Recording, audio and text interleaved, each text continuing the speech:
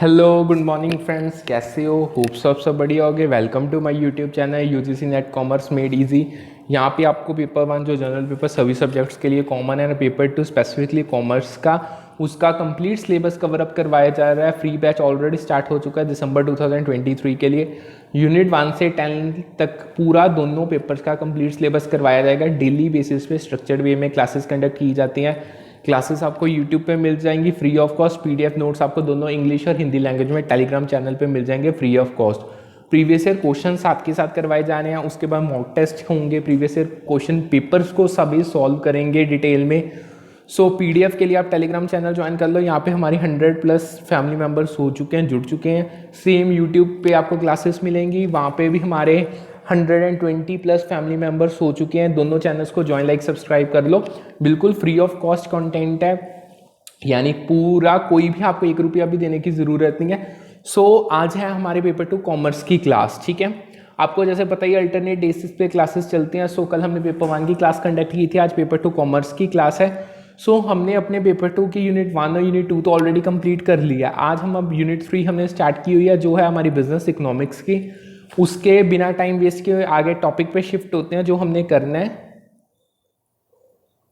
112 के पास आज हमने डिमांड एनालिसिस का टॉपिक करना है।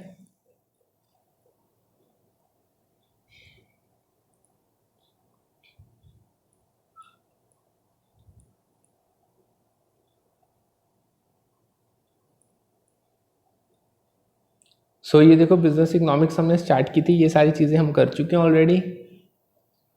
ऑब्जेक्टिव्स भी हमने लास्ट सेशन में कर लिए थे। यहाँ से आज हम करेंगे, जो आज के सेशन का हमारा काम है वो हम करेंगे डिमांड एनालिसिस में law of demand with previous year questions जितने भी इसमें से आए हैं। देखो स्टार्ट करते हैं डिमांड एनालिसिस। देखो जो डिमांड एनालिसिस है ना, ये ना बहुत ज़्यादा बिजनेस इकोनॉमिक्स का क्रिटिकल एस्पेक्ट है। क्योंकि ये क्यों क्रिटिकल है? ये ना बिजनेसेस को हेल्प करता है कि वो ना अपने कंज्यूमर के बिहेवियर को समझ पाएं, वो प्रिडिक्ट कर पाएं, जो मार्केट के डायनामिक्स हैं उनको समझ पाएं।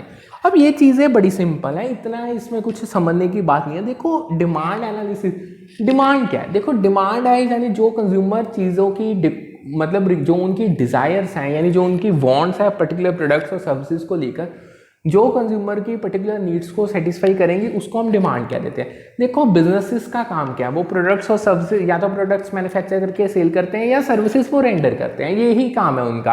और जब ये दो चीज़ें होती हैं उनको उसके बदले में पैसा मिलता है, रेवेन्यू आता है। डिमांड एनालिसिस एक बहुत इंपॉर्टेंट टॉपिक है, बहुत इंपॉर्टेंट कॉन्सेप्ट हो गया इस चीज़ का। क्यों?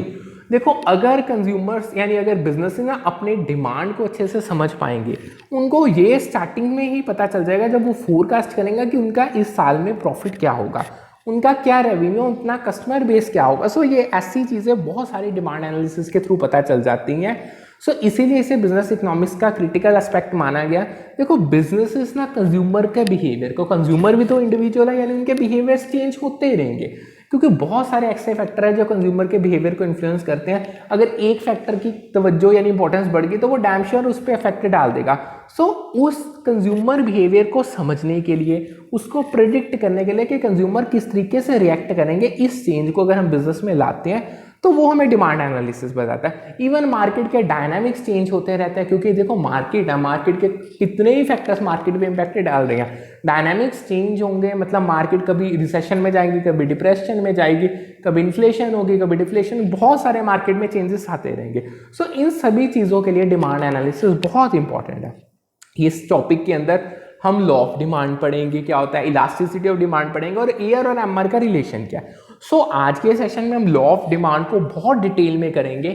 देखो जो लॉ ऑफ डिमांड है बड़ी सिंपल चीज़ है, हम +1 से करते आने हैं, यानी आप +1 जब कॉमर्स में एडमिशन लेते हो तब से लॉ ऑफ डिमांड आपके पास आ जाता है। लॉ ऑफ डिमांड सिंपल इतना कहती है, प्राइस, जो एक प्रोडक्ट या सर्विस है जो उसका प्राइस है और जो उसकी क्वांटिटी डिमांडेड है, उस दो चीज़ों में ना इनवर्स रिलेशनशिप है।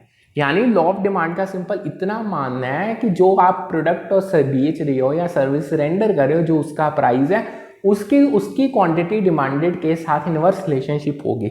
अगर मैं सिंपल भाषा में बताऊं, अगर एक प्रोडक्ट का प्राइस बढ़ेगा तो उसके डिमांड यानी खास करके क्वांटिटी डिमांड कम होगी, अगर उसका प्राइस कम होगा तो उसकी डिमांड या क्वांटिटी डिमांड बढ़ेगी। ये होती है इनवर्स रिलेशनशिप। बट इसके साथ एक मेजर पॉइंट है, अगर आप लॉ ऑफ डिमांड कर रहे हो तो आपको एक चीज याद रखनी पड़ेगी, अगर प्राइस और डिमांड में तब इनवर्स रिलेशनशिप होगी जब दूसरे जो फैक्टर्स डिमांड को इन्फ्लुएंस करेंगे, यानी जो डिमांड के डिटर्मिनेंट्स हैं वो कांस्टेंट रहेंगे। ये लॉ ऑफ डिमांड का कहना है, यानी सेट्रिस पैरिबस। इकोनॉमिक्स में एक टर्म है सेट्रिस पैरिबस, जिसका मतलब है all other factors being equal. Simple again एक बार समझाता हूं, लॉ ऑफ डिमांड क्या स्टेट करती है। लॉ ऑफ डिमांड का ये कहना है, एक प्रोडक्ट और सर्विस का अगर प्राइस है जो उसकी इनवर्स रिलेशनशिप होगी उसकी क्वांटिटी डिमांडेड के साथ, यानी अगर बाकी सारी चीजें कांस्टेंट है, यानी अगर अदर फैक्टर्स रिमेन कांस्टेंट, ये लॉ ऑफ डिमांड है। अगर मैं सिंपल वर्ड्स में बताऊं तो अगर एक प्रोडक्ट का प्राइस बढ़ेगा तो उसकी डिमांड कम होगी, और अगर प्राइस कम होगा तो उसकी डिमांड बढ़ेगी। शर्त यही है कि दूसरे सारे फैक्टर्स कांस्टेंट रहेंगे। समझ गए? सो जो ये रिलेशनशिप है ना प्राइस और क्वांटिटी की आपस में, यानी जो बेसिकली इनवर्स रिलेशनशिप है, ये ना कई अजम्पशंस पे बेस्ड है। जैसे अब जो ये फैक्टर्स जो मैंने आपको कहे हैं कि जो कांस्टेंट रहेंगे, जो इक्वल करें, इनमें इनकम हो गया, यानी कंज्यूमर की इनकम भी बढ़ेगी कम होगी। प्राइस रिलेटेड गुड का, चाहे वो सब्स्टिट्यूट हो चाहे कॉम्प्लीमेंट्री गुड हो, उसका कोई इंपैक्ट नहीं पड़ेगा, वो सेम रहेगा हर केस में। कंज्यूमर के प्रेफरेंसेस नहीं बदलेंगी, जो उसने डिमांड करना है वही उसने डिमांड करना है। ये सारी चीजें ना कांस्टेंट रहेंगी। ये अजम्पशन है लॉ ऑफ डिमांड की। मतलब एक लाइन में बताऊं तो सारे फैक्टर्स कांस्टेंट रहेंगे। अगर आपको कोई वो डिटेल में पूछ ले तो क्या अजम्पशंस है, तब आप इनको डिस्क्राइब करके लिख सकते हो। ठीक है। अब जो आपका ऑर्डिनरी डिमांड कर्व होता है, अगर इनवर्स रिलेशनशिप है, जब आप इनवर्स रिलेशनशिप को एक ग्राफिकल डायग्राम में प्रेजेंट करते हो ना, जो इसका डिमांड कर्व बनेगा वो ना डाउनवर्ड स्लोपिंग होगा, क्योंकि अगर एक चीज बढ़ेगी तो दूसरी कम होगी। So a straight line downward sloping होगी। इसमें ना डाउनवर्ड स्लोप में आके क्या कहते हैं, इसमें एक तो प्राइस चेंज का इनकम इफेक्ट आता है, प्राइस चेंज का सब्स्टिट्यूशन इफेक्ट आ जाता है प्राइस चेंज का, और यूटिलिटी मैक्सिमाइजिंग बिहेवियर कंज्यूमर का आ जाता है। अब ये ना जो मैंने अभी आपको टॉपिक करवाया, ये पेपर में आया था, उन्होंने आपको 4-5 ऑप्शंस दी थी, उनमें से ये 3 ऑप्शन थे। वो ये कह रहे थे इनमें से कौन सी ऑप्शंस रेलेवेंट है विद अगर जो आपका ऑर्डिनरी डिमांड कर रहा है, अगर वो डाउनवर्ड स्लोप करता है तो उसका करेक्ट आंसर था। इनको ना अभी हम डिटेल में पढ़ेंगे, मैं यहाँ पे नहीं आपको डिटेल में कहूँ। अभी नेक्स्ट टॉपिक किसका ही आना है, प्राइस चेंज का इनकम इफेक्ट रिलेटेड है, प्राइस चेंज का सब्स्टिट्यूशन इफेक्ट रिलेटेड है, और यूटिलिटी मैक्सिमाइजिंग बिहेवियर कंज्यूमर का। देखो यूटिलिटी मैक्सिमाइजिंग बिहेवियर में अभी बता देता हूँ, ये डिटेल में नहीं आएगा आगे। देखो हर बंदा डिमांड क्यों करता है, आप एक पर्टिकुलर प्रोडक्ट या सर्विस को क्यों खरीदते हो। बीइंग अ कंज्यूमर, हम चीजें तब खरीदते हैं जब हमें जरूरत हो, हमारी जब हमारी नीड हो, और वही चीज खरीदी जाती है, उसके लिए ही पैसा पे किया जाता है जो चीज आपकी नीड को पूरा कर दे। अगर मान लो सपोज करो, देखो मुझे अब भूख लगी है, मैं खाना चाहता हूँ, ठीक है, मुझे अब फूड की रिक्वायरमेंट है, वो मेरी नीड है। अब पैसा मैं शॉपिंग पे खर्च रहा हूँ, ले आया मैं क्लोथ्स आया, मेरी नीड तो नहीं पूरी हुई ना। यानी ये चीजें ऐसे डिमांड में नहीं होती, आप वही चीज खरीदते हो जिसकी आपको रिक्वायरमेंट है, यानी जिसकी नीड है, यानी वही वांट और डिजायर आपकी डिमांड में चेंज हो जाती है। समझ गए? अब इसमें एक क्वेश्चन आता है, बहुत बार रिपीट होगा, वो है गिवन गुड्स का। गिवन गुड्स का टॉपिक बहुत ज़्यादा वास्ट टॉपिक है, इसको हम बहुत डिटेल में करेंगे, अलग अलग पर्सपेक्टिव्स में करेंगे। देखो जो गिवन गुड है ना, आपको पता है कि गुड्स की ना टाइप्स होते हैं। अब मैं आपको सारी टाइप्स तो नहीं करवाऊंगा, जो जो इंपॉर्टेंट है वो कर देते हैं। जैसे आपको पता है नॉर्मल गुड्स होते हैं, इंफीरियर गुड्स होते हैं, शॉपिंग गुड्स होते हैं, कन्वीनियंस गुड्स होते हैं, लग्जरी गुड्स, वैसे करवा ही दूंगा, सारे एक बार करवा दूंगा बीच में। देखो जो गिवन गुड्स है ना, ये इंफीरियर गुड्स की एक रेयर टाइप है। एक तो नॉर्मल इंफीरियर गुड्स होते हैं, मतलब जो ठीक है, मतलब इतने हाई क्वालिटी के नहीं होते, उनका प्राइस भी बड़ा नॉमिनल होता, उसकी एक रेयर टाइप आती है गिवन गुड्स। अब ये वो गुड्स हैं जिनमें जो आपका नेगेटिव इनकम इफेक्ट है ना, वो इतना स्ट्रॉन्ग है ना कि वो पॉजिटिव सब्स्टिट्यूशन इफेक्ट से भी ऊपर चला जाता है। मतलब एक साइड पे आप सब्स्टिट्यूशन इफेक्ट ले लो, एक साइड पे आप इनकम इफेक्ट ले लो। अब आपका दोनों ना, ये दोनों इफेक्ट्स ना पॉजिटिव नेगेटिव होते हैं। अब गिवन गुड्स के केस में, जो कि एक रेयर टाइप है इन्फीरियर गुड्स की, इसमें जो आपका पॉजिटिव सब्स्टिट्यूशन इफेक्ट है वो छोटा होगा, और जो इसका नेगेटिव इनकम इफेक्ट है वो बहुत स्ट्रांग होगा। यानी इन शॉर्ट जो नेगेटिव इनकम इफेक्ट है ना, इतना बड़ा होगा कि वो पॉजिटिव सब्स्टिट्यूशन इफेक्ट से भी ऊपर चला जाएगा। ये आपको एक चीज याद रखनी है, ये लाइन पता नहीं कितनी बार पेपर में पूछी गई है। इससे रिजल्ट में क्या होगा कि जो प्राइस है ना गिवन गुड्स का, जब वो इंक्रीज भी होगा ना, तब उसकी क्वांटिटी डिमांडेड डिक्रीज होने की बजाय इंक्रीज होगी। मतलब ये लॉ ऑफ डिमांड को डिफाई करेगा, इसीलिए ये आपको करवाया जाता है, इसीलिए ये पेपर में पूछा जाएगा। नॉर्मल लॉ ऑफ डिमांड क्या कहती है, अगर किसी प्रोडक्ट का प्राइस बढ़ता है तो उसकी क्वांटिटी डिमांड कम हो जाएगी, अगर प्राइस डिक्रीज होगा तो क्वांटिटी डिमांड इंक्रीज होगी। यानी सिंपल भाषा में कहूं तो इनवर्स रिलेशनशिप होती है। बट गिफन गुड्स में ये चीज एप्लीकेबल नहीं है। गिफन गुड्स में अगर प्राइस बढ़ेगा तो डिमांड बढ़ेगी, प्राइस कम होगा तो डिमांड कम होगी। इसका इकलौता कारण यही है कि जो आपका नेगेटिव इनकम इफेक्ट है गिफन गुड्स में वो बहुत स्ट्रॉन्ग है पॉजिटिव सब्स्टिट्यूशन इफेक्ट से। ठीक है, यानी जो ये फिनोमिनन है ये लॉ ऑफ डिमांड के अगेंस्ट जाता है, उसका इसके साथ कोई लेने देने। सो जो गिफन गुड्स का डिमांड करवा वो पॉजिटिव होगा, यानी वो अपवर्ड आ जाएगा, वो नीचे नहीं आएगा डाउनवर्ड, यानी left to right downward sloping नहीं होगा, वो left to right upward sloping होगा, यानी प्राइस बढ़ने के साथ साथ गिफन गुड्स की डिमांड बढ़ती जाएगी। बट जो गिफन गुड्स है ना, इसे ना एक्सेप्शन कंसीडर किया जाता है, यानी जो रियल वर्ल्ड मार्केट के ना ये ना एक रियल वर्ल्ड मार्केट में बहुत अनकॉमन फिनोमिना है। मतलब ये आप रियलिटी में नहीं इसको देखो, बहुत ज्यादा कम होता है। सो जब आपको दो तरीके से ये क्वेश्चन पूछेंगे, या तो वो आपको सीधा ये लाइन दे देंगे सजेशन में, वो कहेंगे बताओ ये करेक्ट है या नहीं है, आप उसका आंसर दे दोगे, या वो आपको ये कहेंगे, आपको उन्होंने 4-5 ऑप्शन दे दिए, वो कहेंगे लॉ ऑफ डिमांड के एक्सेप्शंस बताओ, उसमें से भी ये ऑप्शन चूज करनी पड़ेगी आपको। ठीक है, सो एक और चीज, अब जो ये इंफीरियर गुड्स होते हैं ना, जो इनकी इनकम इलास्टिसिटी, देखो 3 तरह की इलास्टिसिटी होती है, प्राइस, इनकम एंड क्रॉस।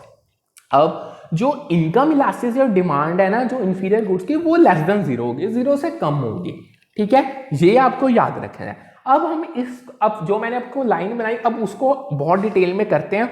देखो जो सब्स्टिट्यूशन इफेक्ट है ना, ये बहुत ज्यादा होता है इनकम इफेक्ट से।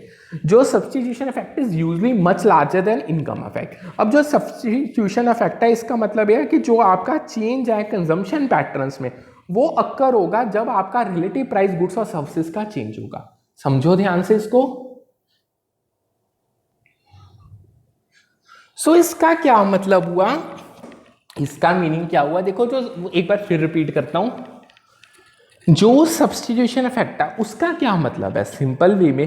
देखो जो आपके कंजम्पशन पैटर्न्स है वो चेंज होंगे जब आपके जो गुड्स और सर्विसेज के जो उनके रिलेटिव प्राइसेस हैं वो चेंज हो गए। अब रिलेटिव प्राइसेस क्या है, देखो हर एक प्रोडक्ट का और सर्विसेज का सब्स्टिट्यूट होता है। ठीक है, जैसे टी है उसका कॉफी है, ये सब्स्टिट्यूट्स हैं। जब आपके रिलेटिव प्राइसेस जो प्रोडक्ट या सर्विसेज के वो चेंज होंगे कंज्यूमर्स की, अब देखो सिंपल वे में समझाता हूं।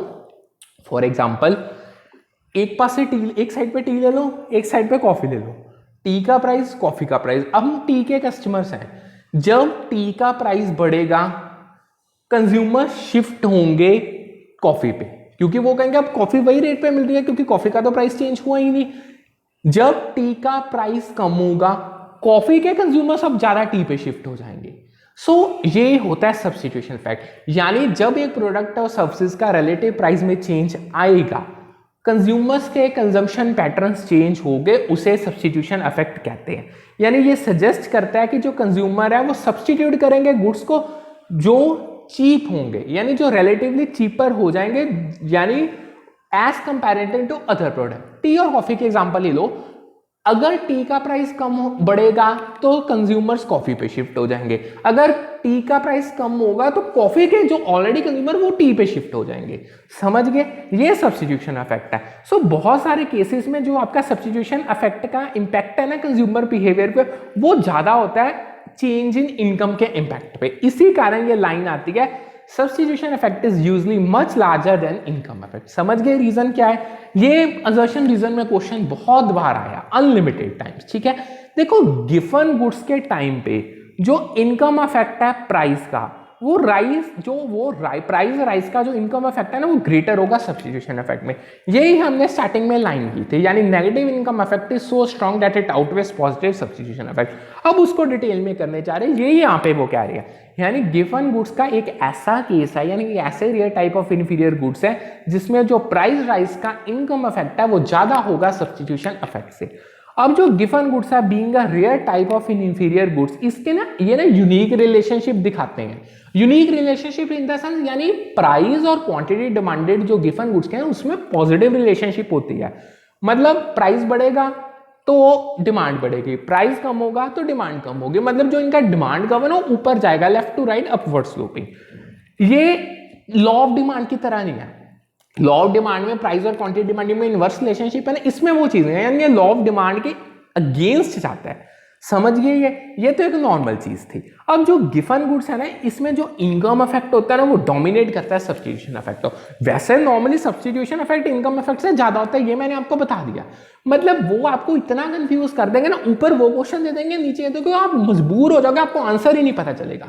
ये वही बच्चा अटेम्प्ट कर पाएगा जिसे मतलब क्लियर है, जो चीजों को समझ रहा है। यानी गिवन गुड्स में उल्टा होगा, उसमें इनकम इफेक्ट बढ़ जाएगा, वो डोमिनेट करेगा सब्स्टिट्यूशन इफेक्ट को। इनकम इफेक्ट का क्या मतलब है? Basically it refers to change in quantity demanded of a good due to change in purchasing power resulting from change in price. बहुत सिंपल है। देखो वो क्या कह रहे हैं, इनकम इफेक्ट का क्या कहना है, देखो वो कह रहे हैं अगर प्रोडक्ट और सर्विसेज का प्राइस चेंज होगा, ठीक है, उस प्राइस चेंज से परचेजिंग पावर हिलेगी, या तो वो बढ़ेगी या तो वो कम होगी। जो वो परचेजिंग पावर में चेंज आएगा उससे क्वांटिटी डिमांड में चेंज आएगा, वो होता है इनकम इफेक्ट। पहले दो चीजों को समझते हैं। मान लो कंज्यूमर की इनकम है 1000 और एक पर्टिकुलर गुड का प्राइस है 100, यानी वो इस दो चीजों में कितनी चीजें परचेज कर सकता है? 1000 by 100 यानी 10 चीजें वो परचेज कर सकता है। अब मान लो प्राइस प्रोडक्ट का 100 से शिफ्ट होके हो गया 200, इनकम सेम रही, यानी 1000 को जब हम 200 के साथ डिवाइड करेंगे, अब वो कितने प्रोडक्ट परचेज, सेम प्रोडक्ट कितने परचेज कर पाएगा? 5। यानी सेम इनकम की प्राइस राइज से परचेजिंग पावर कम हो गई। परचेजिंग पावर का मतलब होता है कि जो आपके पास इनकम आ रही है वो आपको कितने गुड्स दिला सकती है, ये तो आप समझ गए। अब प्राइस राइज से आपकी परचेजिंग पावर रिड्यूस होगी। अब परचेजिंग पावर रिड्यूस होगी मतलब डिमांड 10 से 5 पे आ गई, यानी क्वांटिटी डिमांड में चेंज आ गया, ये होता है इनकम इफेक्ट, समझ गए। जो ये इनकम इफेक्ट की वो एग्जांपल है जो रिजल्ट करेगी जब प्राइस राइज होगा, यानी प्राइस चेंज हो रहा है। अब जो सब्स्टिट्यूशन इफेक्ट है, इसका क्या मतलब है? बेसिकली ये होता है change in quantity demanded of a good due to change in relative price compare to other goods. वो टी कॉफी वाले एग्जांपल, टी का प्राइस बढ़ेगा तो टी के कंजम्पशन पैटर्न्स यानी कंज्यूमर के कंजम्पशन पैटर्न चेंज होकर वो कॉफी पे शिफ्ट हो जाएंगे, सो उससे कॉफी की डिमांड इंक्रीज हो जाएगी। अगर टी का प्राइस कम होगा तो कॉफी के, देखो टी वाले तो टी पे ही रहेंगे और कॉफी के जो एडिशनल है वो भी टी पे शिफ्ट हो जाएंगे, इससे क्वांटिटी डिमांड बढ़ जाएगी। ये होता है सब्स्टिट्यूशन इफेक्ट। अब आपको दोनों इफेक्ट्स क्लियर हो गए, इनकम इफेक्ट क्या होता है, सब्स्टिट्यूशन क्या होता है। अब गिवन गुड्स में आते हैं। देखो गिवन गुड्स ऐसा केस है जिसमें अगर प्राइस राइज होगा ना, उससे जो कंज्यूमर की रियल इनकम है वो डिक्रीज होगी, ठीक है, यानी एज अ रिजल्ट जो उसकी परचेजिंग पावर है वो लेस हो जाएगी एंड वो कंपेल हो जाएगी, वो कंज्यूम ज्यादा करेगा गिवन गुड्स को, चाहे उसका जितना मर्जी प्राइस राइज हो जाए। समझो, देखो वो सिंपल क्या कह रही है, गिवन गुड्स के केस में वो ऐसे गुड्स है, अगर गिवन गुड्स का प्राइस राइज होता है तो देखो कंज्यूमर की तो इनकम सेम रही ना, अगर वो प्राइस राइज हो, वो तो ऑलरेडी इंफीरियर गुड्स को कंज्यूम कर रही हैं, ठीक है। अगर इंफीरियर गुड का ही प्राइस और बढ़ गया तो मतलब कंज्यूमर की जो परचेजिंग पावर है, जो उसकी रियल इनकम है वो रिड्यूस हो जाएगी।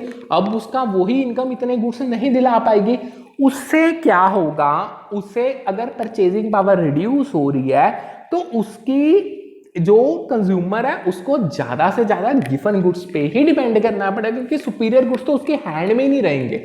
इवन गिवन गुड्स ही उसको अपने कंजम्पशन नीड्स को पूरा करने के लिए परचेज करने पड़ेंगे, समझ गए हो। यानी कि गिवन गुड्स के प्राइस के बढ़ने के साथ साथ उसकी डिमांड बढ़ेगी, क्योंकि कंज्यूमर की रियल इनकम डिक्रीज हो चुकी है, उसकी परचेजिंग पावर डिक्रीज हो चुकी है। सो इन शॉर्ट प्राइस बढ़ा, गिवन गुड्स की डिमांड बढ़ी, सो इनमें जो रिलेशन है वो पॉजिटिव होगा, जो इसका ग्राफ बनेगा वो अपवर्ड स्लोपिंग बनेगा, ठीक है। अब ये क्यों हुआ, क्योंकि देखो जो रियल इनकम का डिक्रीज है ना, वो कंज्यूमर्स के लिए डिफिकल्ट बना रहा है कि वो यूजुअल जो सब्स्टिट्यूट्स है गिवन गुड्स के उनको अफोर्ड ही नहीं कर पा रही, क्योंकि अगर रियल इनकम डाउन हो जाती है, आपकी परचेजिंग पावर डाउन होगी, आपको जो गिवन गुड्स के नॉर्मल सब्स्टिट्यूट है ना वो तो आपकी पहुंच में रहे ही नहीं, क्योंकि उनका तो प्राइस ज्यादा है, वो आप अफोर्ड ही नहीं कर पाओगे। सो समझ गए। सो जो ये यूनिक इनकम इफेक्ट होता है ना गिवन गुड्स में, ये ओवर पावर कर जाता है सब्स्टिट्यूशन इफेक्ट को, मतलब इनकम इफेक्ट इतना स्ट्रांग हो गया ना, वो भी खास करके नेगेटिव वाला। तो वो सब्स्टिट्यूशन इफेक्ट को बहुत नीचे छोड़ गया, वो उससे ऊपर चल गया। सो इससे जो डिमांड है गिवन गुड्स की वो इंक्रीज करती है जब प्राइस राइज होगा, जिससे एक पॉजिटिव रिलेशनशिप बच जाती है प्राइस और क्वांटिटी डिमांडेड में, ठीक है। सो अगर मैं इन सिंपल वे में बताऊं तो जो गिवन गुड्स है वो ऐसे इंफीरियर गुड्स में है जिसमें नेगेटिव इनकम इफेक्ट बहुत ऊपर चला जाता है पॉजिटिव सब्स्टिट्यूशन इफेक्ट से, जिसके रिजल्ट में जो डिमांड कर्व है ना वो अपवर्ड जाता है left to right, positively slope करता है। यानी ये एक्सेप्शन है एक लॉ ऑफ डिमांड के, चाहे आप इसको एक्सेप्शन लॉ ऑफ डिमांड की समझ लो चाहे एक यूनिक केस समझ लो, ये ऐसा इकलौता केस है जिसमें नेगेटिव इनकम इफेक्ट ज्यादा होगा पॉजिटिव सब्स्टिट्यूशन इफेक्ट से। सो इससे क्या होगा, गिवन गुड का जब प्राइस बढ़ेगा उसकी डिमांड बढ़ेगी, यानी इनकम इफेक्ट डोमिनेट करेगा इंक्रीज इन क्वांटिटी डिमांडेड को, डिस्पाइट जितना मर्जी उसका प्राइस बढ़ता जाए। सो यहां तक समझ आ गया। सो मैंने आपको सारी टाइप्स करा दी, ये क्वेश्चन इस टाइप से पूछा जाएगा, ठीक है। आगे चलते हैं। आगे एक लाइन है वो क्या कह रहे, consumers usually spend only a small portion of their income on any one commodity. जो कंज्यूमर्स हैं वो अपनी, इस लाइन का हिंदी में मतलब बताता हूं, जो भी कंज्यूमर है जिसने प्रोडक्ट और सर्विसेज को कंज्यूम करना है वो अपनी जो उनकी नॉर्मल इनकम होती है उसका बड़ा छोटा सा टुन्नू सा हिस्सा, छुटकू जा हिस्सा प्रोडक्ट्स पे स्पेंड करते हैं, कमोडिटीज पे स्पेंड करते हैं, ठीक है।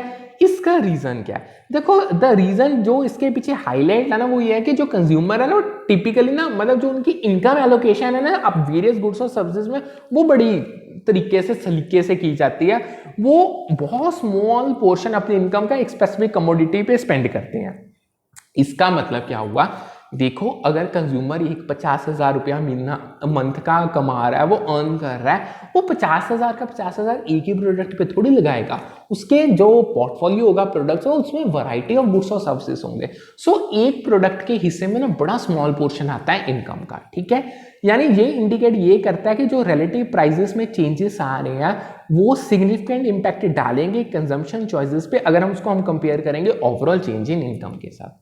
मतलब सिंपल भाषा में जब आपकी, देखो आप बड़ा स्मॉल पोर्शन इनकम का स्पेंड कर रहे हो एक पर्टिकुलर यानी एक स्पेसिफिक गुड पे, अब जो वो स्पेसिफिक प्रोडक्ट के प्राइसेस में चेंजेस आएंगे उसमें जो प्राइस चेंज होगा ना वो सिग्निफिकेंट इंपैक्ट डालेगा कंजम्पशन चॉइसेस पे, क्योंकि आपके पास तो अल्टरनेटिव्स अवेलेबल है। माइट भी आप सब्स्टिट्यूट गुड्स पे शिफ्ट हो जाओ या मतलब और कई जगह पे शिफ्ट हो जाओ, कुछ भी आप कर सकते हो। ये अगर ये चीज क्यों है, ये चीज अगर हम ओवरऑल इनकम के साथ कंपेयर करेंगे ना उसके इंपैक्ट में ये ज्यादा होगी, ठीक है, समझ गए। यानी सिंपल वो क्या कह रही है, changes in relative prices have a more significant impact on consumption choices compare to changes in overall income. मतलब सिंपल भाषा में जब आपका जो प्रोडक्ट रेलेवेंट प्रोडक्ट है जो उसका प्राइस है उसका इंपैक्ट ज्यादा पड़ता है कंजम्पशन चॉइसेस पे, इतना इनकम का नहीं पड़ता, क्योंकि इनकम का तो बहुत स्मॉल पोर्शन है, समझ गए। ये भी क्वेश्चन एडिशन में बहुत बार आया है। अब आते हैं करते हैं गुड्स किस किस टाइप के होते हैं, जो मैंने आपको स्टार्टिंग में कहा था। देखो सबसे पहले आते हैं नॉर्मल गुड्स। नॉर्मल गुड्स वो गुड्स हैं जिनकी डिमांड इंक्रीज करती है जैसे उनकी इनकम इंक्रीज करती है, यानी इनकी जो इनकम इलास्टिसिटी ऑफ डिमांड है वो पॉजिटिव होती है। देखो वैसे तो ऑलरेडी ना आपको इलास्टिसिटी पता ही है क्या होता है, एक बार मैं मतलब बता देता हूँ। देखो इलास्टिसिटी ऑफ डिमांड वो चीज़ है, यानी इसको हम यूज करके हम मेजर करते हैं कि अगर परसेंटेज जो मतलब प्राइस में चेंजेस आ रहे हैं उसको मद्देनजर रख के कितने परसेंटेज क्वांटिटी में चेंजेस आ रहे हैं, यानी ये रिस्पॉन्सिवनेस क्वांटिटी डिमांडेड की मेजर करता है इन रिस्पॉन्स टू प्राइस। मतलब प्राइस में अगर चेंज आएगा तो मतलब अगर प्राइस इलास्टिसिटी ऑफ डिमांड कर रहे हैं तो मतलब प्राइस में अगर कितने परसेंट से चेंज आ रहा है तो वो कितने परसेंट आगे क्वांटिटी डिमांड में चेंज ला रहा है। अगर हम इनकम इलास्टिसिटी कर रहे हैं तो अगर कितना परसेंटेज इनकम में चेंज आ रहा है जो आगे कितने परसेंटेज में क्वांटिटी डिमांडेड में चेंज लाएगा। सो नॉर्मल गुड्स सिंपल यानी वो गुड्स हैं जिनकी डिमांड इंक्रीज होगी जैसे आपकी इनकम इंक्रीज होगी। सो इनकी income elasticity of demand positive होती है, पॉजिटिव यानी ग्रेटर देन जीरो। दोनों ऑप्शंस आपको कोई भी पेपर में आ सकती है, या तो इनकम इलास्टिसिटी पॉजिटिव की ऑप्शन होगी या ग्रेटर देन जीरो। सो समझ गए। नेक्स्ट हमारे पास आते हैं लग्जरी गुड्स। लग्जरी गुड्स वो गुड्स हैं जो किसी ना किसी लग्जरी या हाई एंड कंजम्पशन के साथ एसोसिएटेड है। एक होती है नॉर्मल कार, मतलब जैसे आप मारुति की कोई ले ली आपने, कोई भी कंपनी हिंडॉय की ले ली। एक होती है luxury car like Rolls Royce हो गई, आपकी लैम्बोर्गिनी होगी, जो भी ये लग्जरी ब्रांड्स हो गए। सो जो आपकी कंजम्पशन यानी जो गुड्स लग्जरीज के या हाई एंड कंजम्पशन के साथ एसोसिएटेड है वो आपके लग्जरी कमोडिटीज होते थे, यानी इनकी डिमांड इंक्रीज होगी। अब जो इनका डिमांड इंक्रीज होगी ना वो प्रोपोर्शनली ज्यादा होगी एज इनकम इंक्रीज। इससे क्या होगा, जो आपकी इनकम इलास्टिसिटी ऑफ डिमांड है वो ग्रेटर देन 1 चली जाएगी। समझ रही हो? देखो नॉर्मल गुड्स की income elasticity of demand positive होती है, यानी वो ग्रेटर देन नॉन जीरो होगी, बस इनफ, ग्रेटर देन जीरो, उससे ऊपर नहीं होगी, मतलब 1 से ऊपर नहीं जाएगी। अब लग्जरी गुड्स ऐसी गुड्स हैं यानी जिनके यानी ये कहीं ना कहीं किसी लग्जरी या मतलब हाई एंड कंजम्पशन के साथ रिलेटेड है, ठीक है, एसोसिएटेड है। जब कंज्यूमर की इनकम इंक्रीज होगी, अब इन कंज्यूमर की इनकम के इंक्रीज से जो इनकी क्वांटिटी डिमांड में इंक्रीज आएगा ना वो ज्यादा आएगा, मतलब वो प्रोपोर्शनेटली ज्यादा होगा। So in short as a result जो इनकी इनकम इलास्टिसिटी ऑफ डिमांड होगी वो ग्रेटर देन 1 चली जाएगी, ठीक है। नेसेसिटीज अब आते हैं, नेसेसिटीज वो गुड्स हैं जो इसेंशियल आपकी डेली यानी बेसिक नीड्स हैं, ये डेली लिविंग के लिए बहुत जरूरी है। ये ऐसे गुड्स हैं यानी नेसेसिटीज ऐसी है जो इनकी डिमांड है वो इंक्रीज करेगी इनकम के इंक्रीज होने के साथ, बट जो इंक्रीज होगा ना वो लेस देन प्रोपोर्शनेट होगा, जिससे इनकम इलास्टिसिटी 0 और 1 के बीच रहेगी। मतलब समझो, बड़ा सिंपल है। आपकी पहली बात, अगर आपकी इनकम इंक्रीज होगी ऑब्वियस है इनकी भी डिमांड इंक्रीज होगी, बट जो इनकी डिमांड का इंक्रीज होगा ना वो प्रोपोर्शनली कम होगा जितनी आपकी इनकम इंक्रीज होगी। ये होती है नेसेसिटीज।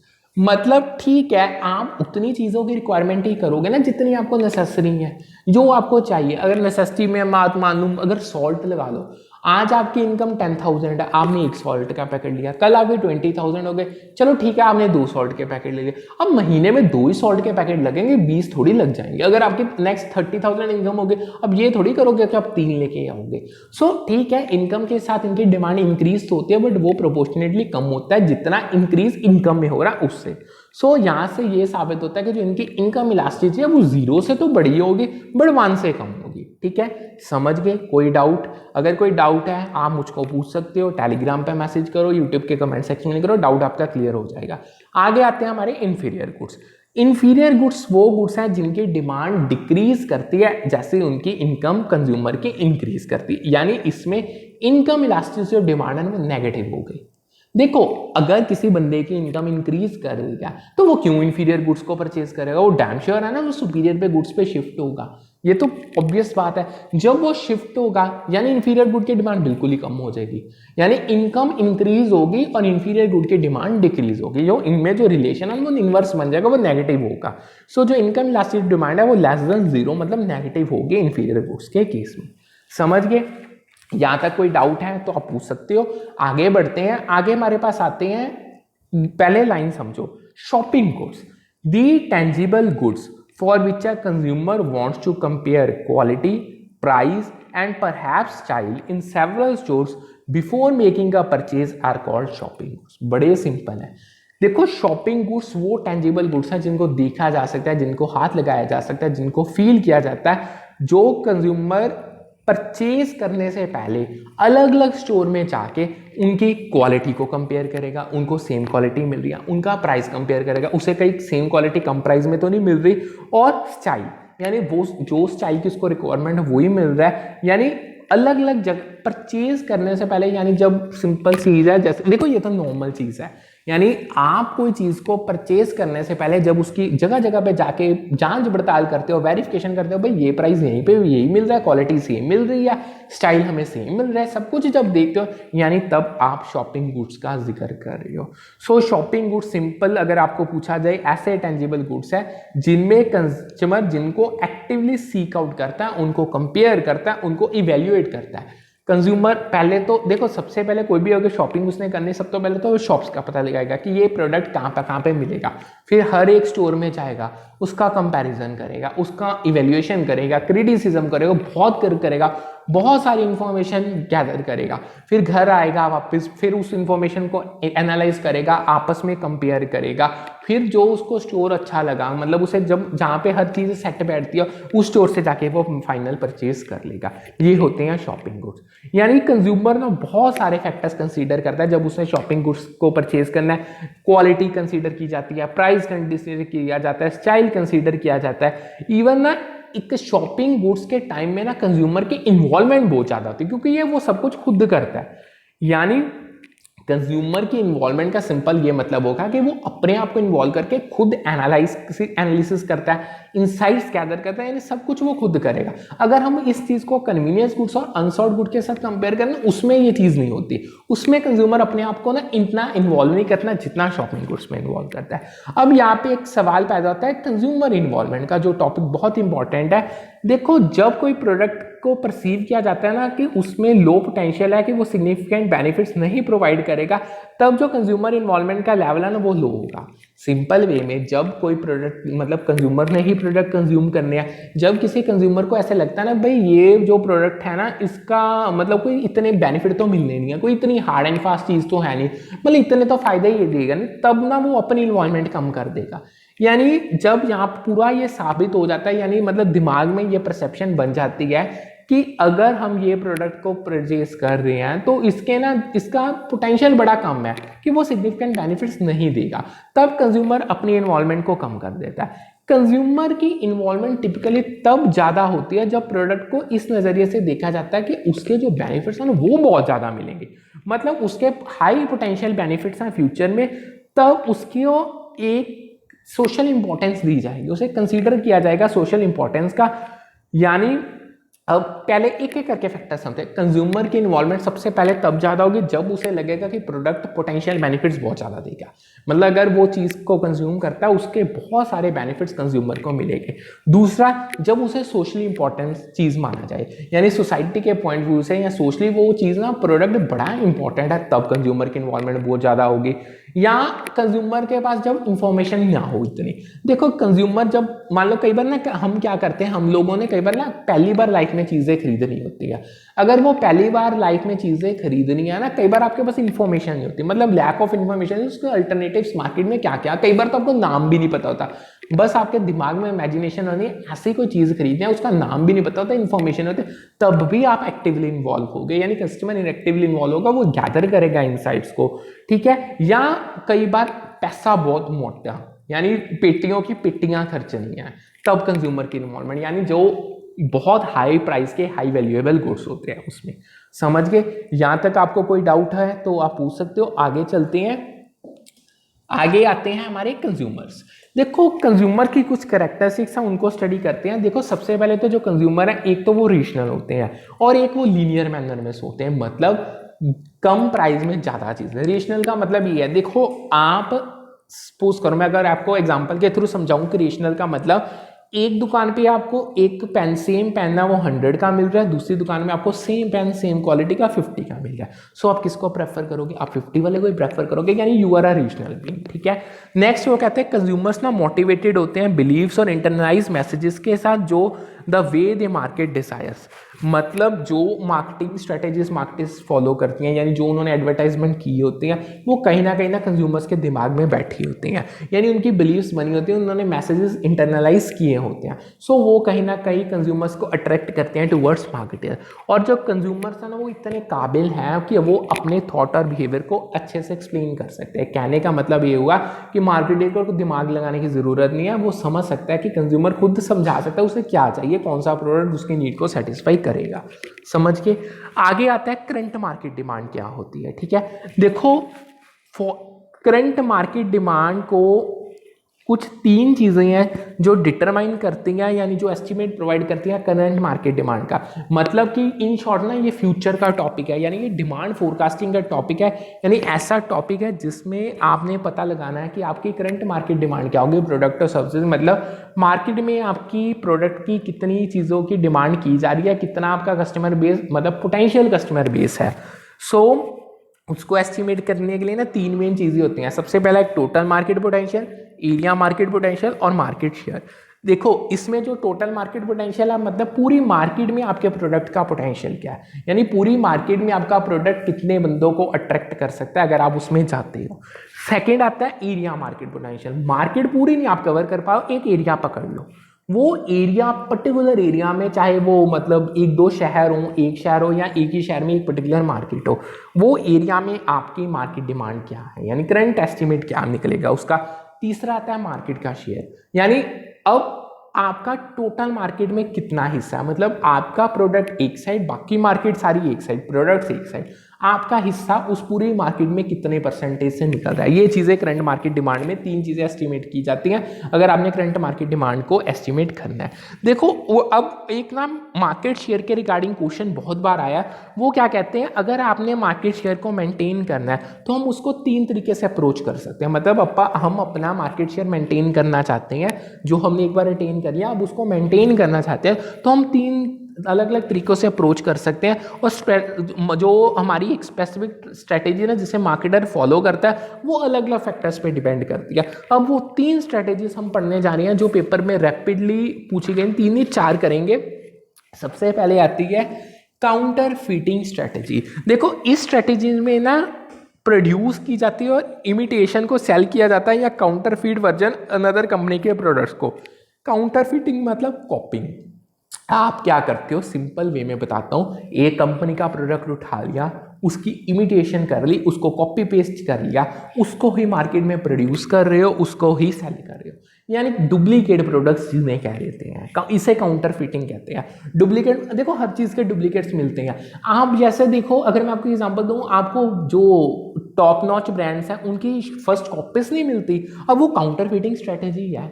बिल्कुल तो कॉपी पेस्ट कर लिया बस, जैसे क्रिश्चियन डियोर हो गया, एलवी हो गया, आपका नाइकी हो गया, सारे ब्रांड्स की फर्स्ट कॉपीज मिलती हैं, वो काउंटर फीटिंग है। ठीक है, काउंटर फीटिंग ना वैसे इलीगल और अनएथिकल चीज़ है, सो इसको प्रैक्टिस नहीं करना चाहिए। सेकंड आती है हमारे पास स्पेशलाइजेशन स्ट्रेटेजी। इस स्ट्रेटेजी में ना आप फोकस करते हो एक स्पेसिफिक निच के या सेगमेंट, एक मार्केट की उस पे, जहां पे कंपनी अपने आप को डिफरेंशिएट कर सकती है और एक्सेल कर सकती है। सिंपल वे में आप सारी मार्केट नहीं पकड़ती, आप एक मार्केट में या तो एक स्पेसिफिक निच उठा लोगे या एक सेगमेंट उठा लोगे जिसमें आपको पूरा तरीके से अपने आप पे भरोसा है कि आप ना अपने आप को डिफरेंशिएट कर पाओगे, यानी उस मार्केट में आप अपने कॉम्पिटिटर से अपने आप को डिफरेंशिएट कर पाओगे, अलग दिखा पाओगे और अच्छे से एक्सेल कर लोगे। ठीक है, सो अगर आप एक पर्टिकुलर एरिया में स्पेशलाइज करते हो तो जो मार्केट फॉलोअर है ना वो यूनिक प्रोडक्ट्स ऑफर कर सकते हैं और सर्विसेज दे सकते हैं ताकि कस्टमर्स अट्रैक्ट हो। जितने आप डिफरेंशिएट अपने आप को अलग साबित कर पाओगे, आपके प्रोडक्ट्स टॉप नॉच क्वालिटी के होंगे और कॉम्पिटिटर्स से अलग होंगे, यानी वो आपको यूनिक बेनिफिट्स ऑफर करेंगे। इन सिंपल वे आपकी प्रोडक्ट्स की सेल्स बढ़ जाएंगे, आपका रेवेन्यू बढ़ जाएगा, आपका प्रॉफिट मैक्सिमाइज हो जाएगा। ठीक है, नेक्स्ट आती है काउंटर ऑफेंसिव स्ट्रैटेजी। इस स्ट्रैटेजी में आप रिस्पॉन्ड करते हो जो competitive moves bye launching counter attacks. Simple way में समझो, बड़ी सिंपल में। इसमें ना हम वो जो मोबाइल फोन्स की कंपनी उसकी एग्जांपल लेते हैं। सपोज करो जैसे क्या करती हैं कंपनीज, अगर कोई एक कंपनी है मोबाइल फोन्स की, कोई भी कंपनी, उसने अगर कोई न्यू फीचर लॉन्च कर दिया, ठीक है, उसने अपना न्यू प्रोडक्ट में लॉन्च कर दिया ना, यानी वो प्रोडक्ट अभी किसी की और के पास नहीं है। ठीक है, उससे क्या होगा, सारे कस्टमर्स नई चीज़ पे शिफ्ट हो जाएंगे ना, दूसरी कंपनीज की डिमांड कम हो जाएगी, या उन्होंने कोई मान लो कि मतलब जानबूझ के प्राइस रिड्यूस कर दिया। पहले एक चीज़ को न्यू चीज़ लॉन्च की है, या सपोज करो न्यू चीज़ को छोड़ो, आप ऐसे समझो कि सपोज करो 10 कंपनीज हैं अगर, ठीक है, 10 कंपनीज अगर ऑपरेट करे, उनमें से एक कंपनी ने क्या कहा, उसने अपने प्रोडक्ट्स के 1/4 से प्राइजेस रिड्यूस कर दिए। 10 की 10 कंपनी के प्रोडक्ट्स में ठीक है कॉरस्पॉन्ड करते हैं, वो सेम ही है, सिमिलर ही है। अब क्या होगा, बाकी 9 कंपनीज के कस्टमर एक कंपनी पे शिफ्ट होंगे ना, ये तो आप मानते हो ना। इसे क्या देते हैं, एक स्ट्रेटेजी उसने अडॉप्ट की। अब बाकी 9 कंपनीज क्या करेंगे, वो भी एक कॉम्पिटिटिव मूव करेंगे, यानी वो भी देखो ये गेम है, वो भी अपना पत्ता फेंकेंगे, यानी उसके जो मूव है उसको काउंटर अटैक करने के लिए, यानी कि अपना जो गवाचा शेयर है उसको वापस खरीदने के लिए। इसे क्या देते हैं, काउंटर ऑफेंसिव स्ट्रेटेजी। यानी इसमें डिफेंसिव मेजर्स जैसे प्राइस रिडक्शन हो गया, प्रोडक्ट की क्वालिटी इंप्रूव करना या मार्केट के एफर्ट्स को इंक्रीज करना, ताकि जो लॉस्ट मार्केट शेयर है वो वापस आ जाएंगे, वो सब कुछ किया जा सकता है। मतलब अगर एक 9-10 कंपनी में से एक ने प्राइस रिड्यूस किया, चाहे 9 की 9 कंपनीज अपना प्राइस उसके बराबर रिड्यूस कर दें, तब भी उनका जो मार्केट शेयर गवाचा था वो वापस आ जाएगा।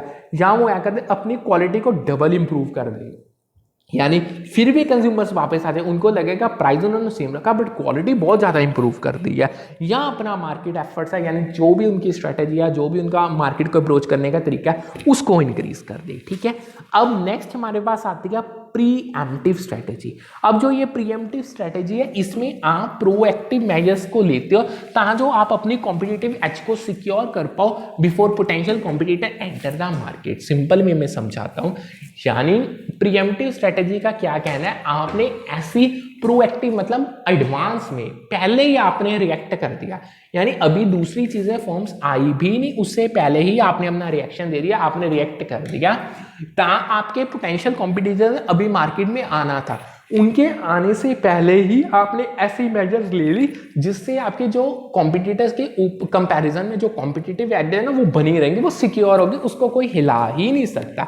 यानी इसको आप चाहे इसको अगर करने के लिए चाहे आप इनोवेशन कर लो, इन्वेस्ट कर दो रिसर्च और डेवलपमेंट में या न्यू मार्केट्स में एक्सपेंड कर दो। देखो आपको जैसे पता चल गया कि यहाँ पे कॉम्पिटिटर यानी पोटेंशियल कॉम्पिटिटर एंटर कर सकते, आप इनोवेशन करके न्यू टेक्नोलॉजी ले आओ। देखो नया बंदा थोड़ी इतनी हाईटेक टेक्नोलॉजी को अफोर्ड कर पाएगा, यानी इससे आपकी जो कॉम्पिटिटिव एज है वो सिक्योर होगी।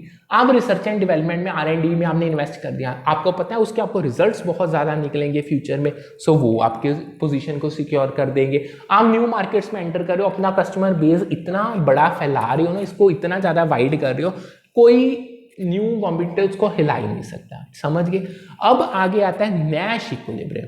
देखो नैश इक्विलिब्रियम गेम थ्योरी का टॉपिक है, बहुत इंपॉर्टेंट है। दो टॉपिक्स है इसमें, नैश इक्विलिब्रियम और प्रिजनर्स डायलेमा, आप दोनों करेंगे।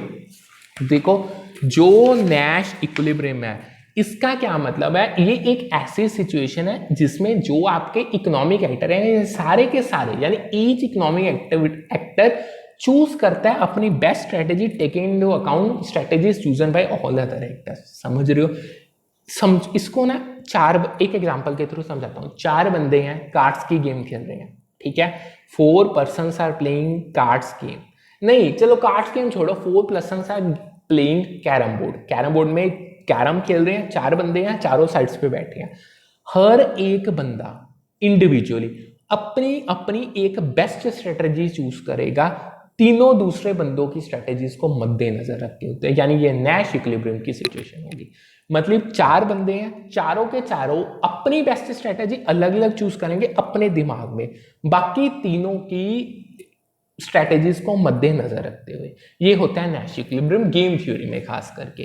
देखो नैश इक्विलिब्रियम में यानी किसी भी प्लेयर के पास कोई इंसेंटिव नहीं होगा अकेला इंडिविजुअली यानी यूनिलेटरली कि वो अपनी स्ट्रेटेजी को चेंज कर पाए, क्योंकि as they are already making the best choice given the choices of other. मतलब जब आपके 4 कैरम के प्लेयर हैं, यानी चारों बंदों ने अपनी अपनी बेस्ट स्ट्रेटेजी चूज कर ली दूसरों की स्ट्रेटेजीज को देख के, तो उनके पास कोई ऑप्शन नहीं है कि कोई भी चारों में से कोई भी एक भी बंदा अपनी स्ट्रेटेजी चेंज कर पाएगा, क्योंकि ऑलरेडी वो अपनी बेस्ट स्ट्रेटेजी चूज कर चुके हैं। अगर पहले ही आपने बेस्ट चीज चूज कर ली तो उसके बाद तो आपके पास कोई ऑप्शन ही नहीं बची।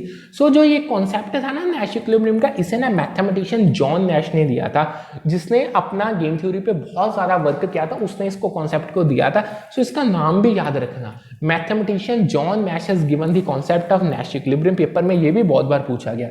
देखो इन सिंपल वे में अगर मैं आपको एक लाइन में बताऊं तो ये एक ऐसी सिचुएशन है जिसमें हर एक प्लेयर अपनी ऑप्शनल स्ट्रेटेजी चूज कर लेता है जब उसको दूसरों की स्ट्रेटेजीज का पता चल जाता है या दूसरे प्लेयर्स की स्ट्रेटेजी गिवन होती है, ठीक है। आगे आता है प्रिजनर्स डायलेमा। अब ये प्रिजनर्स डायलेमा क्या है, देखो इसमें उन्होंने पेपर में क्या चीज पूछी थी, if a firms are disproportionately powerful the market leader make the first moves and capture 2/3 of the market share while the follower firms gets only 1/3 of the market share. Simple way में prisoner dilemma क्या कहता था, अगर आपका एक बंदा जो market leader कहलाता है अपने का, वो यानी जो नहीं ऐसे मत समझो, यहाँ पे ऐसे समझ लो अगर मार्केट में आपके अलग अलग फर्म्स ऑपरेट कर रही हैं, उसमें से एक फर्म के पास बहुत ज्यादा पावर है, यानी डिसप्रोपोर्शनेट पावरफुल है वो, मतलब उन दूसरों के पास इतनी पावर्स नहीं है, वो मार्केट लीडर बन जाएगा। वो अपनी पहला पत्ता फेंक के अपना इक्का फेंक के पावर को गेन कर लेगा, और यानी इन शॉर्ट उसके पास मार्केट का 2/3 शेयर आ जाएगा। अब जो बचे फॉलोअर्स जो है मार्केट में बाकी फर्म्स हैं वो उसके फॉलोअर्स बन गए, उनके पास यानी वो सारी की सारी फर्म्स के पास जस्ट 1/3 शेयर आएगा मार्केट का। ये प्रिजनर डायलेमा के अंदर पेपर में बहुत बार पूछा गया था, ठीक है। यानी प्रिजनर डायलेमा सिंपल इतना कहता है, अगर 2 बंदे जेल में जाते हैं या तो वो दोनों फंसेंगे, सिंपल 4 सिचुएशंस हो सकती हैं प्रिजनर डायलेमा के अकॉर्डिंग। अगर मैं आपको इसको बताऊं, आपने वैसे किया भी होगा, प्रिजनर डायलेमा में दो ऐसे हैं, दो बंदों को जेल में पकड़ लिया, ठीक है। वो या तो वो दोनों एग्री कर जाएंगे कि उन्होंने चोरी की है, या दोनों डिसएग्री कर जाएंगे उन्होंने चोरी नहीं किया, या एक बंदा ए बंदा गवाही बी के बंदे में दे देगा कि उसको कम पनिशमेंट मिले, या बी बंदा गवाही ए के फेवर में दे देगा कि उसने चोरी की मैंने नहीं किया, उसको पनिशमेंट कम मिले। यानी ये 4 सिचुएशन प्रिजनर्स डायलेमा में होती हैं। इसी को मद्देनजर रख के ये लाइन बनी थी। अब मैंने आपको बताया कि जिसके पास फर्म के पास ज़्यादा पावर होगी, यानी डिसप्रोपोर्शनेटली पावरफुल होगा, वो मार्केट लीडर बन जाएगा, वो फर्स्ट मूव खेलेगा। अब मार्केट लीडर का टॉपिक करते हैं। मार्केट लीडर क्या होता है? अब जो मार्केट लीडर, तो आपको पता है कि उसने लीड करना है, यानी उसने अपने फॉलोअर्स, दूसरे बंदों को अपने फॉलोअर्स बनाना है। अब इसमें ना 3 स्ट्रैटेजीज, 3 नहीं 4-5 स्ट्रैटेजीज सुनो जो मार्केट लीडर यूज करता है, जो पेपर में बहुत पूछ की गई है। Flanking defence, pre-emptive defence, mobile defence, contractor defence and counter offensive defence. ये 5 स्ट्रैटेजीज हैं, टिपिकली बहुत इंपॉर्टेंट स्ट्रैटेजीज जिन्हें मार्केट लीडर यूज करते हैं। इनको पढ़ते हैं। देखो, मार्केट लीडर एक ना डोमिनेंट प्लेयर होता है मार्केट में, यानी उसका रोल है ना बड़ा इंपॉर्टेंट और डोमिनेंट है, क्योंकि उसके पास मार्केट का सबसे ज़्यादा शेयर होगा, यानी वो इंडस्ट्री के स्टैंडर्ड्स खुद सेट करेगा। यानी देखो, जितने बंदे की मतलब जितना बड़ा मार्केट का शेयर, उतनी उसके पास पावर होगी, यानी उसकी पोजीशन उतनी ही डोमिनेंट और इंपॉर्टेंट होगी। सो जितनी उसकी डोमिनेंट और इंपॉर्टेंट पोजीशन होगी, उतने ही वो उस इंडस्ट्री के स्टैंडर्ड्स खुद सेट कर पाएगा।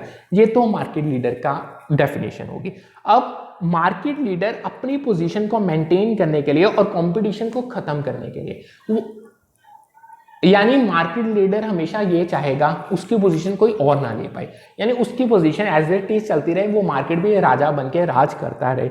और कंपटीशन को खत्म करने के लिए वो ना कुछ डिफेंसिव स्ट्रेटेजीज को यूज करता है। उनमें सबसे पहले आती है फ्लैंकिंग डिफेंस। फ्लैंकिंग डिफेंस में क्या करते हो आप? वीक और वनरेबल एरियाज को प्रोटेक्ट कर। देखो, अब फर्म्स अलग अलग एरियाज में काम कर रही है, ठीक है, उनके प्रोडक्ट्स अलग अलग एरियाज में सेल ऑफ हो रहे हैं। हर एक फर्म का कुछ ऐसा एक एरिया होता है यहाँ पे वीक होता है, यहाँ पे जहाँ पे मतलब उसकी पोजीशन इतनी स्ट्रांग नहीं है, वो मतलब उस पे कॉम्पिटिटर अपना एरिया मतलब उसमें कॉम्पिटिटर अपना राज कर सकता है, आपको वहां से निकाल सकता है। सो फ्लैंकिंग डिफेंस की स्ट्रेटेजी यही कहती है कि जो मार्केट लीडर का एक ऐसा एरिया, यानी जहां पे वो वीक है या वल्नरेबल एरिया, मतलब जहां पे उसको रिस्क ज्यादा है कि वो लूज कर सकता है अपनी मार्केट शेयर को, उसको प्रोटेक्ट किया जाएगा।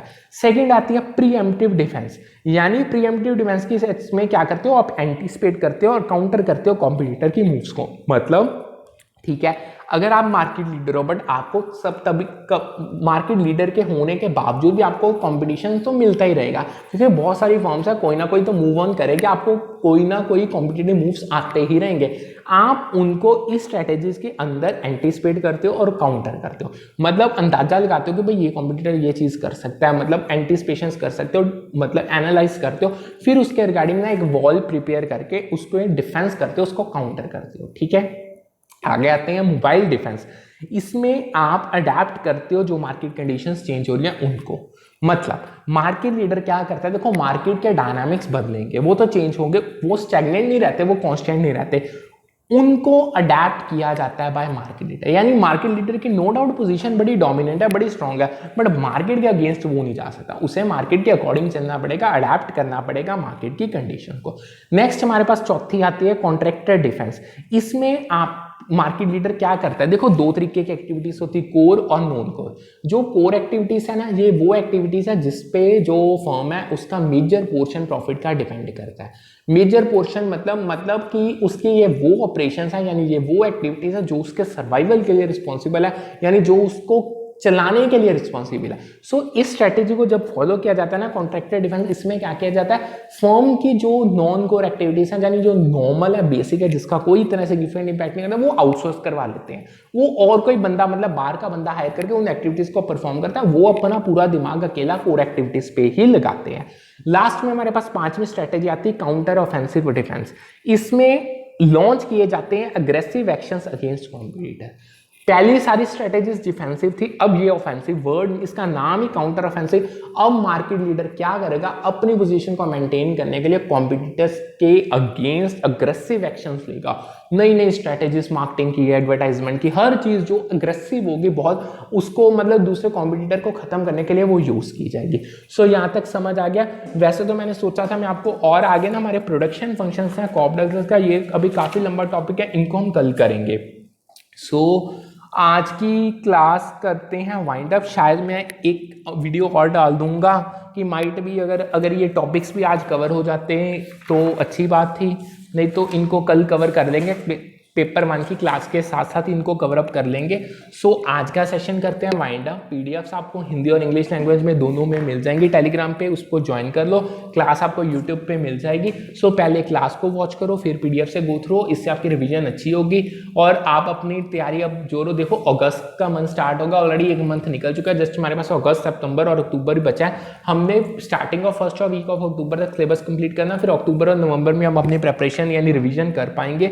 सो आज का सेशन वाइंड अप करते हैं। आपको पता है अल्टरनेट डेज क्लास चलती है, कल चलेगी पेपर 1 की क्लास, मतलब हमारे जर्नल पेपर की। उसके शायद मैं कल ना 2 क्लासेस डालूंगा, शायद जो हमारे ये 2 प्रोडक्शन फंक्शन रहेगा ना, ये भी मैं उसके साथ ना कंटिन्यू कर दूंगा। मतलब 2-3 पेजेस से रहते हैं, बट ये टॉपिक्स बड़े इंपॉर्टेंट आपको अच्छे से समझाने हैं। सो करते हैं सेशन वाइंड अप, कल मिलते हैं with a new session with a new set of topics along with paper 1 journal paper class. Good afternoon, have a good morning, या अभी तो 11 बजे हैं sir. Good morning, have a nice day ahead, मिलते हैं फिर कल।